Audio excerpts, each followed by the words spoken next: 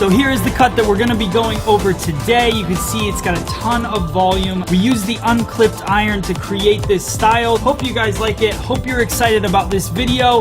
Make sure you hit that subscribe button below. Here we go. All right, guys, so we're going to start off the video parting on the right-hand side. If your guest parts on a different side, then just part it on the opposite and mimic what I'm doing.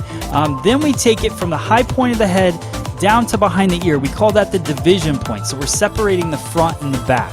I also put a little ponytail in the back, which holds a good amount of tension so that when I'm cutting the front of the hair, I'm never pulling any of that back hair into it.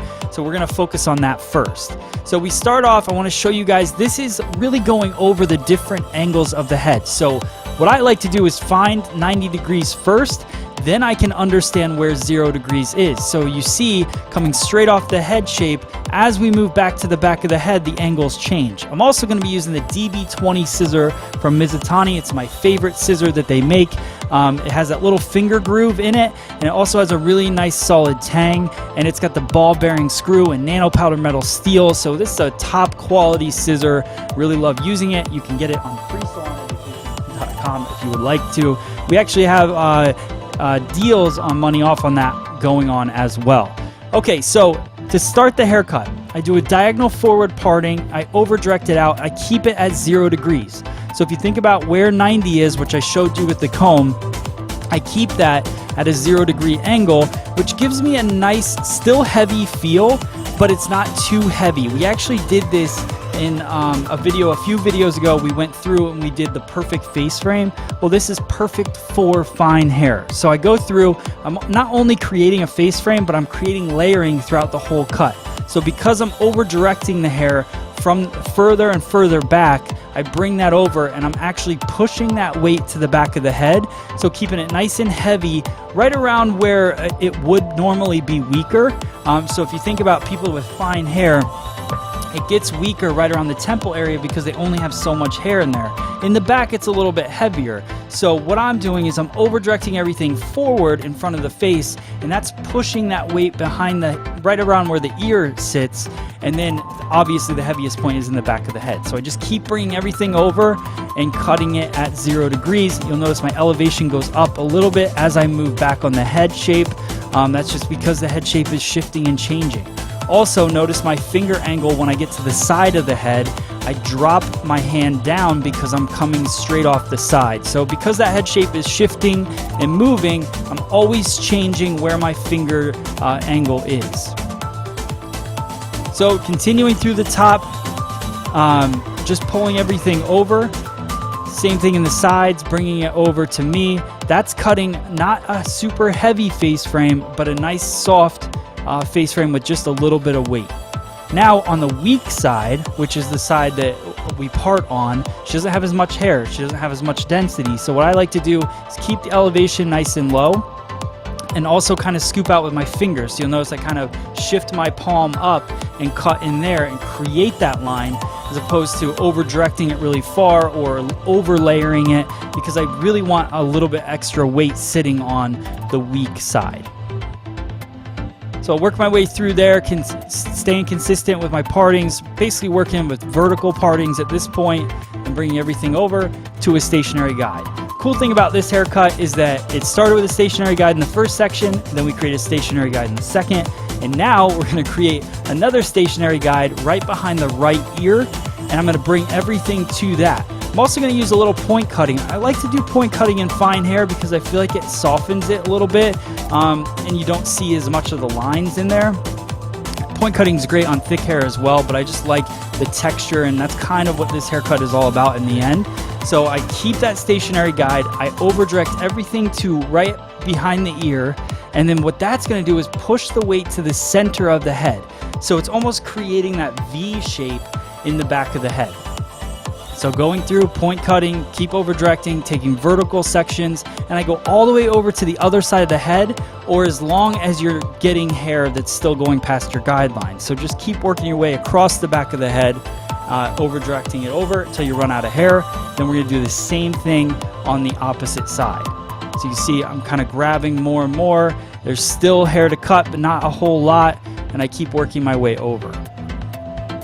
Now what this is going to do is kind of crisscross it as well. We've done this on past techniques. Okay, so this is also an important part. This is how we find our guideline, how we make sure that both sides are even. I pull a little piece of hair up, and I use that as my guideline, and I cut a horizontal line across the top. I take a nice thin section though. You don't want to take too much hair in there, because if you take too much hair, then you're going to change. You're over elevating it. What I want to do is just bring it all over. So I use that little piece as my guide, and now I cut the same way, bringing it to the left ear on the opposite side. And again, taking all of the hair and pushing it to the sides behind the ear is just over directing it, and then allowing the weight to kind of collect in the very center of the head shape. Still layered, but definitely longer into the back, which gives it a nice flow, gives it a lot of movement, and really a cool shape to the haircut. So the other thing I want you to notice is that I'm always cutting from short to long, so from interior to the outer perimeter. So I was combing away, kind of pushing the hair away from myself. That's a good thing to do when you're trying to stay consistent with how you're combing and how you're cutting. Now I use the Paul Mitchell, this is the volume whip. I wanted to create volume in the hairstyle, so I put that in. I use quite a bit of it, about 4 or 5 pumps of it. And then I go in with the new Neuro Halo dryer, and I just do a power dry with the blow dryer. Then I go in with my Ergo paddle brush, and I brush through the style. What this is going to do for me, I do the air drying, or like the hand drying, to give a little bit of volume, a little bit of, it's more of a salon kind of reality technique to me, is just getting some of that moisture out of the hair. Then I go through with the Ergo paddle brush, and I polish the hair a little bit. Then this is another thing that Paul Mitchell sent me. It's their promotional thing. I love hot off the press. That's been around for quite a while, but I'm going to use that before I do my iron work. So I blow dry the hair, get it nice and smooth. It's about 90% dry. Then usually what I'll do is spray hot off the press on, finish the other 10% of the drying.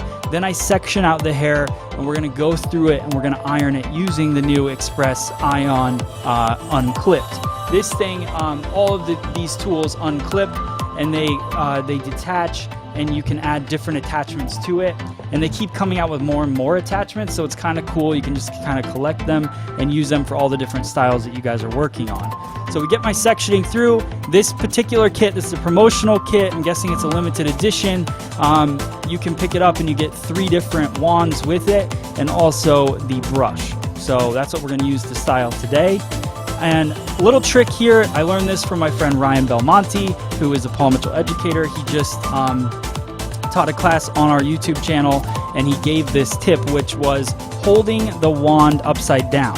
So more gripping it like this, as opposed to keeping your elbow up and then wrapping the hair around. Especially if you're working on it at home and you want to wrap your hair, it's just a lot easier to hold it this way, like a pencil, as opposed to holding it in your hand this way. So I just continue. I take small, about 1-inch square sections out of the hair, and I wrap them around the iron, and I just work my way through the whole head, really wrapping everything back. So, and in the same direction. So I work my way up the head shape. I want that kind of loose, lived-in curl. I keep everything nice and tight. Another little tip when you're doing this is to make sure that when you wrap the hair in the iron, you don't really stretch it yet. Let it cool, let it set, and then at the very end, we're gonna run our hands through it and break it up. Obviously, the most current style is not to leave these kind of spiral curls in there. So we'll go in and break it up with some texture spray at the very end.